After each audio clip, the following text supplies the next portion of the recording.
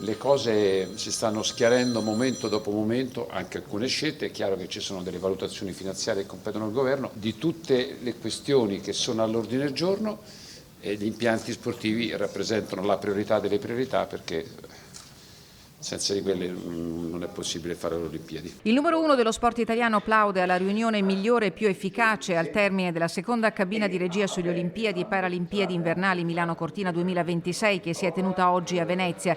I tempi stringono e, bisticcio di parole permettendo, di tempo non ce n'è più. Si lavora a testa bassa perché gli impianti sportivi sono la priorità assoluta. In questo senso a Cortina la giornata di domani rappresenterà un punto di partenza per la realizzazione del nuovo sliding center. E domani inizierà la demolizione controllata che abbiamo denominato strip out, che durerà 60 giorni, che è il primo lotto stralcio funzionale dell'intervento. L'investimento per la nuova pista è di 61 milioni di euro, il totale, compresi i costi per la riqualificazione delle aree contermini, arriverà a 85 milioni. Nei prossimi giorni sarà chiusa la progettazione esecutiva, entro i primi di aprile la gara d'appalto. Il sindaco di Cortina Lorenzi ha chiarito le questioni relative al villaggio olimpico a Campo, oggetto delle proteste degli ultimi giorni, che sarà realizzato e smontato dopo la chiusura dell'evento. Nessun esproprio, ha confermato Sant'Andrea. Abbiamo una quantificazione di 1200 persone tra atleti e tecnici. Lavoreremo insieme alla Fondazione Milano Cortina, che è l'organizzatore proprio dell'evento, cercando di ottimizzare i picchi il più possibile e contenere il più possibile quelli che sono i moduli abitativi che utilizzeremo. Stiamo affrontando tutte le questioni, anche cercando di sciogliere i nodi ancora rimasti irrisolti.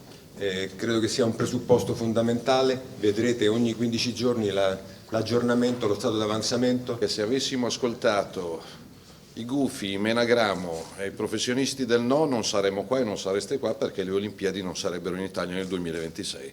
Stiamo correndo per realizzare in tempo utile tutti i cantieri necessari, strade, ferrovie, impianti sportivi, quindi una grande occasione per l'Italia, che crede nel futuro, che crede nelle grandi opere, che crede nei progetti, che crede nell'innovazione. Opere concluse all'80%, questo è l'impegno dei principali attori dell'evento sportivo mondiale. Siamo sul pezzo e nei termini previsti. Il commento del presidente veneto Luca Zaia. Abbiamo discusso di opere del Veneto, lo sliding center, quindi quello che comunemente viene definito BOB, piuttosto che villaggio olimpico e altre opere. Diciamo che siamo stati molto operativi e oggi si è deciso gran parte del lavoro che si farà nelle prossime settimane, nei prossimi mesi.